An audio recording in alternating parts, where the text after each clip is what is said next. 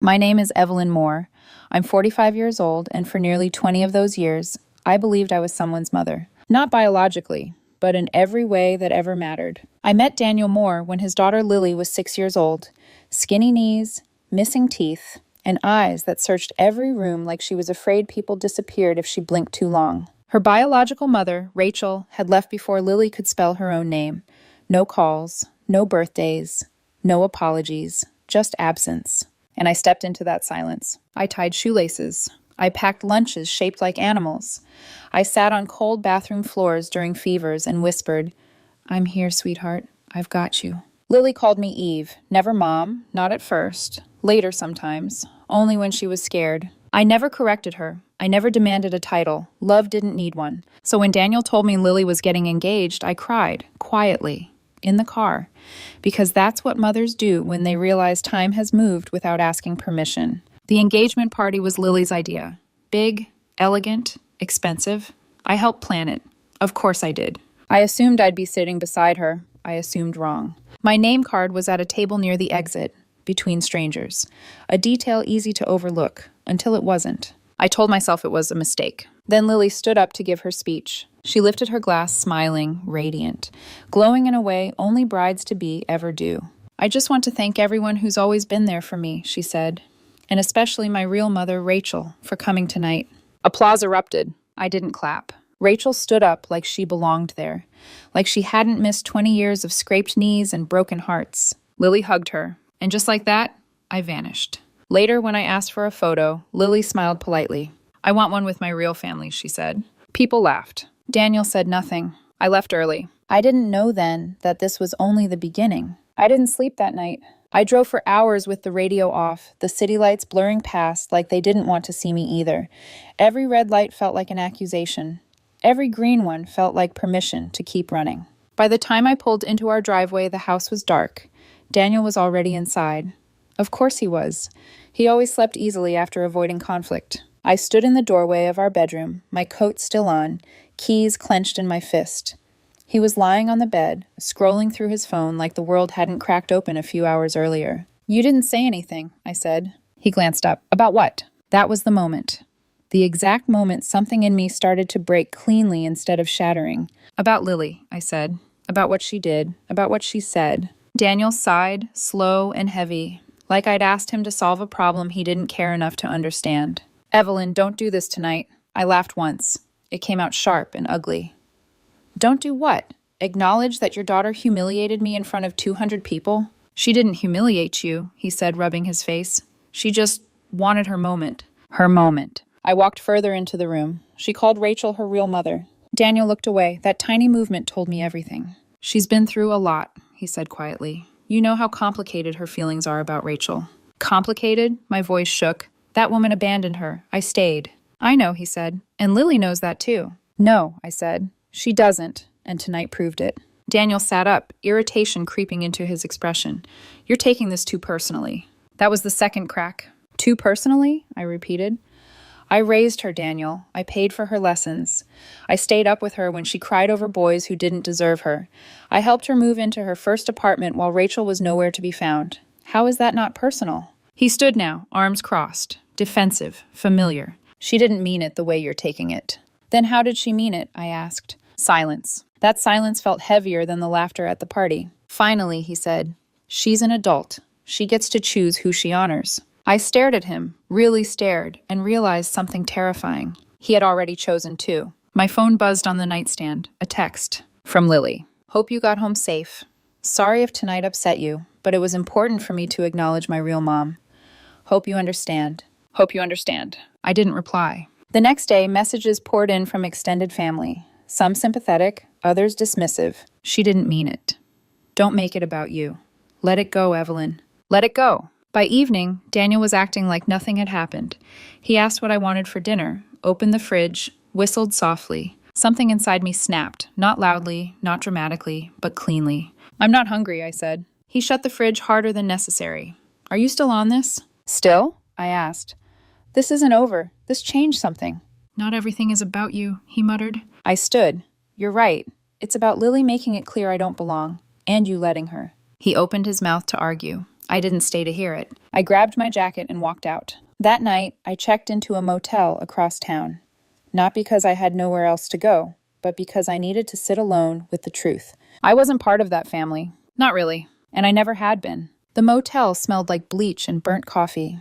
The mattress sagged in the middle like it had given up on supporting anyone a long time ago. Fitting. I lay on my back, staring at the ceiling, replaying the last 20 years like scenes from a movie I suddenly realized I'd misunderstood.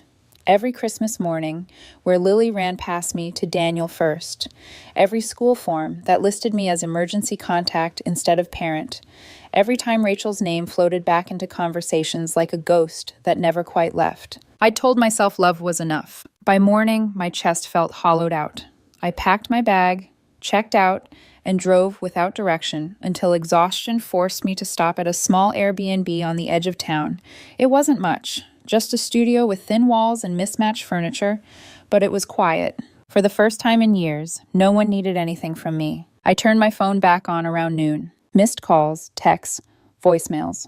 Daniel, Lily, Daniel again. I didn't listen to them. Instead, I sat on the floor with my back against the couch and tried to breathe. The call came that evening from a number I hadn't seen in years. Evelyn, a familiar male voice said. My throat tightened. Lucas? Lucas Carter, Rachel's younger brother. The family's black sheep. The only one who never pretended Rachel was anything other than what she was. I heard what happened, he said. Daniel called my sister. She told me. Of course she did. I'm fine, I lied. There was a pause, then gently. No, you're not. That did it. I pressed my fingers to my eyes. Why are you calling? Because someone should have done it a long time ago, he said. You deserve better. The words hit harder than I expected. I hadn't realized how badly I needed to hear them until they were said out loud. I don't know what I'm doing, I admitted. I gave them everything, and I don't know where that leaves me. You didn't waste your life, Lucas said. You invested it in people who didn't value the return. That's on them, not you. There was a knock at my door less than 2 hours later. I opened it to find Lucas standing there with a takeout bag and a six-pack. You look like you might forget to eat, he said. I stepped aside without arguing. We sat on opposite ends of the tiny table, cartons spread between us. They never really saw you as family, he said quietly after a while. You were the safe option, the dependable one, the placeholder until Rachel decided to show up again. The word stung because it fit too well. I kept thinking one day Lily would see it, I said, that she'd realize who actually stayed. Lucas shook his head. She might, but that doesn't mean you have to keep bleeding until she does. That night something shifted. Not healed, but clarified. The next week I started looking for apartments. And just when I began to feel steady again, the past came knocking. The first call came on a Wednesday afternoon. I was sitting in a coffee shop, laptop open, scrolling through apartment listings. Sunlight spilled across the table in a way that felt almost unfair, like the world was moving on without waiting for my permission. My phone buzzed. Daniel. I flipped it face down and took another sip of my coffee. It buzzed again, then again. By the fourth time, I felt it in my chest. That old reflex, the one that told me to pick up, to fix things, to be the steady one. I didn't. A few minutes later, an unknown number flashed across the screen. I hesitated, then answered. Evelyn? Daniel's voice was different this time. Strained, rushed. What is it? I asked flatly. You need to talk to Lily, he said. Please. I closed my eyes. I don't need to do anything. Something happened, he said quickly. She needs you. That word again. Needs. What happened? I asked, against my better judgment. There was a pause, long enough to tell me this was big. The engagement's off, Daniel said. Ethan cheated. He left. Lily's a mess. I waited for the wave of sympathy. It didn't come. She keeps calling Rachel, he continued. Rachel won't answer. She blocked her. Lily's falling apart, Evelyn. She needs her mom. I almost laughed. Her real mom? I asked. Daniel inhaled sharply. Evelyn, don't do this. No, I said. I'm not doing anything. This is just the consequence of what she chose. Please, he said. Just talk to her. She's devastated. I thought of Lily's smile at the engagement party. The way she'd looked past me like I was furniture. The laughter. I'm not her backup plan, I said. I never should have been. And then I hung up. My hands were shaking when I blocked his number. Then Lily's. Then Rachel's, just to be thorough. I expected guilt. What I felt instead was relief. That night, Lucas texted me. Proud of you. I stared at the message longer than I needed to. For the first time in years, my silence wasn't a weakness. It was a boundary. I thought blocking them would bring peace. It didn't. It brought noise. Emails started arriving first. Long, frantic paragraphs from Lily with subject lines like, "Please, I'm sorry, I need you." Each one was more desperate than the last. "I know I hurt you. I didn't mean it like that. You'll always be my mom." I stared at the word mom until it blurred. Where was that certainty when she stood in front of everyone and erased me? I didn't reply. A few days later, the texts began, from random numbers, borrowed phones, even an old group chat I'd forgotten existed. Then Daniel escalated. Voicemails, his voice swinging between anger and accusation. "You're being selfish. She's your daughter whether you like it or not. You're embarrassing us." The final message came late one night. "I hope she never forgives you." That was when it clicked. He wasn't angry because Lily was hurt. He was angry because I'd stopped absorbing the damage for them. The next morning, Lucas called me, laughter bubbling in his voice. "You're not going to believe this," he said. "What now?" I asked, bracing myself. "Rachel blocked Lily, completely, after the engagement party. One night of pretending to be Mother of the Year, then she vanished again." I sat down hard on the edge of my bed. "So Lily threw me away," I said slowly, "for someone who couldn't even pretend to care for more than an evening." "Yep," I laughed, not bitterly, not sadly. "Just free." A month passed. I moved into a small apartment with big windows and no ghosts. I reconnected with friends I'd neglected. I signed up for a motorcycle safety course on a whim, something I'd always postponed because it felt irresponsible. One afternoon, Lucas sent me a link. A local news article. Wedding venue sues bride for breach of contract. Lily's name was right there in black and white. Ethan had moved on fast, faster than anyone expected. The deposits were gone. The dream venue lost. The fairy tale shattered. I felt a flicker of pity. It passed. That evening, I met Lucas for a drink.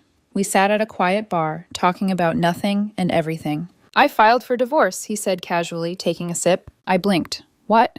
"Watching you walk away," he said, "made me realize how long I've been settling." I smiled softly. "To new beginnings." He clinked his glass against mine. "To new beginnings." The apartment still didn't feel like home, but it felt like mine. Morning light poured through the windows without asking permission.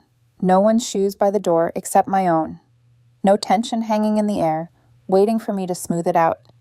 Silence, not the suffocating kind, but the peaceful kind that lets you hear your own thoughts again. I started small. Coffee on the balcony instead of rushing breakfast for someone else.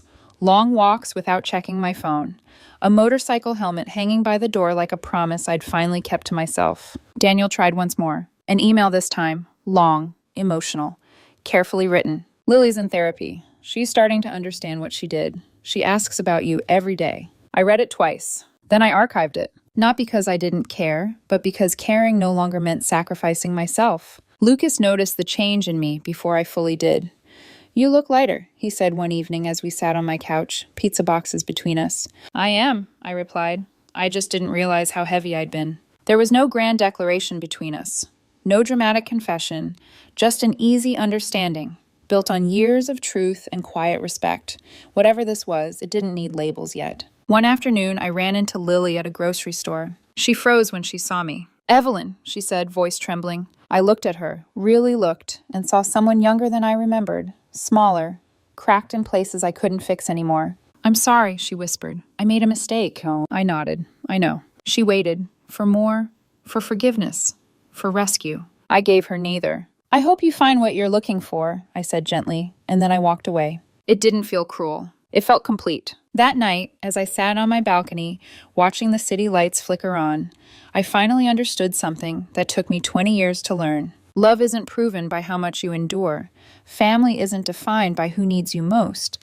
And sometimes, the bravest thing you can do is choose yourself, without apology. For the first time in a long time, my life didn't belong to anyone else. It belonged to me.